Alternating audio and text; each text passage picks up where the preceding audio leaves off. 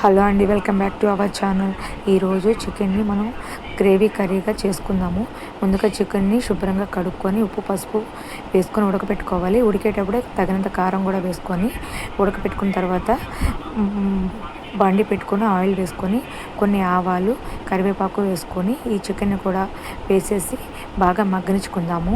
5 minutes కానీ మగ్గిన తర్వాత మనం ధనియాలు, వెల్లుల్లి, అల్లం గ్రైండ్ చేసుకొని పక్కన పెట్టుకోవాలి.